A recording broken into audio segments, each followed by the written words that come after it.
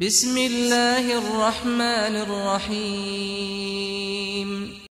والا السلام علیکم بر تمام مردم مهاجر تاجیک که حالا در شهرهای روسیه هستند و در کجایی که باشه نباشیم برادرها، از شما یک خواهش دارم که با احتیاط باشیم و در کجای باشیم خدا یار و مددگار هر یک ما و شما باشد.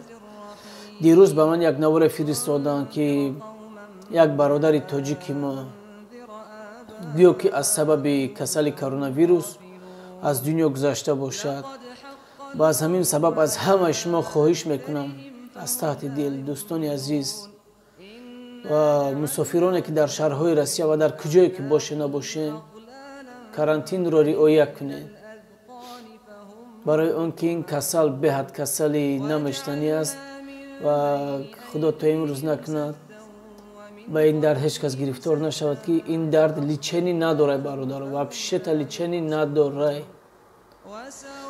من حالا نوار رو میمونم برادر خوب تماشا کنیم و در زیر این نوار از همه شما خواهش میکنم که فکر اندیشه خود رو بنویسین و کامنتاری подписаться کنین، لایک مونین، زنگولچه را زیر کنین و باقی در پناه خدا باشین و یار و مددگار ما خدای تعالی باشد.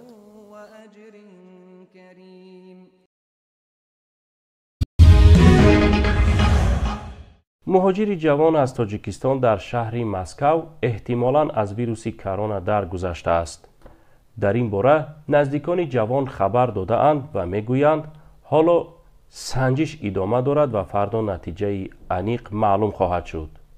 جوان تاجیکی نام و نسبش را ما در دست داریم، اما به خاطر احترام پیوندان آن را آشکار نمی کنیم. سال تولدش 1980 از دهه جنگل‌آباد شهر وحدت می باشد و امروز در بیمارخانه 15 نزد متروی میخینا در آنجا درگذشته است. او را دیروز بعد وخیم شدن حالت سلامتیش به بیمارخانه بردند. این جوان پیش از سال نو به روسیه آمده مشغول راندن تاکسی بوده است. همزمان با 10 نفر دیگر در شهر مسکو یکجا خانه کرایه می‌کردند که اکنون همه آن 10 نفر را به کرانتین اجباری امر کرده وظیفه‌دار کرده اند که خانه را ترک نکنند. نفرانی که همراه فوتیده زندگی می‌کردند میگویند تقریباً 2 هفته باز این جوان بیمار شده است و فکر کردند که مبتلای زکام شده است. دیروز هم حالتش خیلی وزنین شد و او را به بیمارخانه بردند و امروز آنجا درگذشت. دکتران فوتیدن او را با احتمال زیاد از کرونا ویروس خبر می‌دهند و حالا از همه باشندگان آن خانه برای سنجش نمونه گرفته و گفته‌اند فردا نتیجه معلوم خواهد شد. نزدیکان جوان میگویند او از خود 4 طفل را باقی مانده است و تأمین پدر و مادر را هم بر عهده داشت.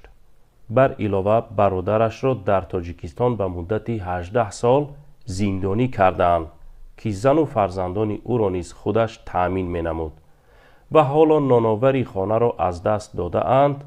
حالا پیوندان را به خاک سپردن جوان خیلی نگران کرده است، چون میگویند همه راه‌ها محکم است و در سفارت هم گفته‌اند از سبب بند بودن شهرها کمک کرده نمی‌توانند.